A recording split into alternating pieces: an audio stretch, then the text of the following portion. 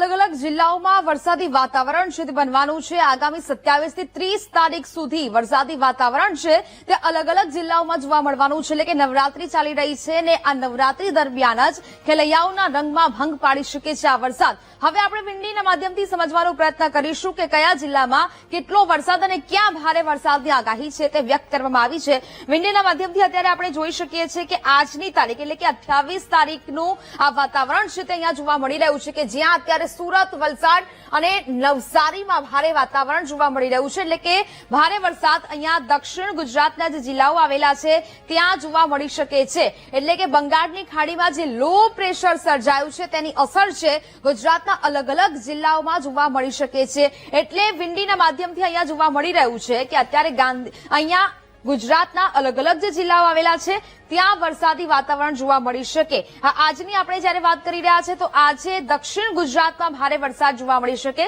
સાથે સાથે વડોદરામાં પણ ભારે વરસાદની આગાહી છે। અમદાવાદમાં પણ આજે ભારે વરસાદ જોવા મળી શકે છે, સાથે સાથે ભાવનગર, વડોદરા છે ત્યાં પણ સારો વરસાદ છે તે આજના દિવસમાં જોવા મળી શકે। બનાસકાંઠા, મહેસાણા અને પાટણને છોડીને તમામ જે જિલ્લાઓ આવેલા છે ત્યાં ભારે વરસાદની આગાહી છે તે વ્યક્ત કરવામાં આવી છે। આવતીકાલે વાતાવરણ છે તે પાછું ચેન્જ જોવા મળી રહ્યું છે, જ્યાં જૂનાગઢ, ઉના અને દ્વારકા ખાતે અહીંયા વરસાદી વાતાવરણ છે તે બની રહ્યું છે।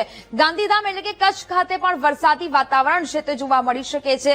ભાવનગર ખાતે પણ છૂટો છવાયો વરસાદ જોવા મળી શકે છે। અમદાવાદમાં પણ વરસાદી માહોલ છે તે જોવા મળી શકે છે। પરંતુ જો સૌથી વધુ વરસાદની વાત કરવામાં આવે તો 28 થી 30 તારીખ સુધી આ દ્વારકા છે, જામનગર છે, જૂનાગઢ છે, કચ્છના અલગ અલગ ભાગો છે ત્યાં ભારે વરસાદ છે તેની આગાહી છે વ્યક્ત કરવામાં આવી છે। એટલે કે આ તમામ જગ્યાએ અત્યારે વરસાદી વાતાવરણ બની રહ્યું છે, પરંતુ સૌથી વધુ વાતાવરણ અહીંયા જોવા જઈએ તો સુરત, નવસારી અને વલસાડ, વાપીમાં જોવા મળી રહ્યું છે, જ્યાં અતિ ભારે વરસાદની આગાહી વ્યક્ત કરવામાં આવી છે। હવે આપણે એ જોઈ લઈએ અહીંયા વિંડીના માધ્યમથી કે હવામાન વિભાગે ક્યાં ક્યાં એલર્ટ આપ્યું છે અને આગામી દિવસોમાં કઈ કઈ જગ્યાએ ભારે વરસાદ જોવા મળી શકે છે। અહીંયા દક્ષિણ ગુજરાતના જે જિલ્લાઓ છે ત્યાં આપણે જોઈ શકીએ છીએ દક્ષિણ ગુજરાતમાં અત્યારે 27 તારીખની આ પરિસ્થિતિ હતી ને હવે આજની તારીખ 28 તારીખે કેવું વાતાવરણ છે, રેડ એલર્ટ આપવામાં આવ્યું છે। એટલે કે ભારે વરસાદ, અતિ ભારે વરસાદની સંભાવનાઓ છે તે અહીંયા વ્યક્ત કરવામાં આવી છે। રેડ એલર્ટ સુરત, નવસારી, વલસાડ અને